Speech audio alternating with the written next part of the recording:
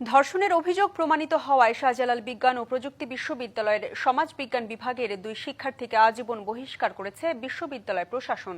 দুপুরে জরুরি সিন্ডিকেট সভায় এই সিদ্ধান্ত নেওয়া হয়। বহিষ্কৃতরা হলেন তৃতীয় বর্ষের শিক্ষার্থী শান্ততারা আদনান ও স্বাগত দাস পার্থ। বিষয়টি নিশ্চিত করেছেন বিশ্ববিদ্যালয়ের উপাচার্য ও সিন্ডিকেট সদস্য অধ্যাপক ডক্টর মোহাম্মদ সাজিদুল করিম। জানান, যৌন নির্যাতনের ঘটনায় গঠিত তদন্ত কমিটির প্রতিবেদন শৃঙ্খলা কমিটিতে অনুমোদিত হয়। গত 2রা মে নগরের একটি ছাত্রাবাসে সমাজবিজ্ঞান বিভাগের এক ছাত্রীকে ধর্ষণের অভিযোগ ওঠে। এছাড়া গোপনে তার আপত্তিকর ছবি ও ভিডিও ধারণ করা হয়, যা পরে ইন্টারনেট ও মোবাইলে ছড়িয়ে দেওয়ার ঘটনা ঘটে বলে বাদী মামলায় অভিযোগ করেছেন। পরে ওই ছাত্রী 19শে জুন রাতে সমাজবিজ্ঞান বিভাগের তৃতীয় বর্ষের শিক্ষার্থী শান্ততারা আদনান ও স্বাগত দাস পার্থর নাম উল্লেখ সহ অজ্ঞাত পরিচয় আরও 2 থেকে 3 জনকে আসামি করে মামলা করেন। পরে রাতেই আদনান ও পার্থকে গ্রেপ্তার করে পুলিশ।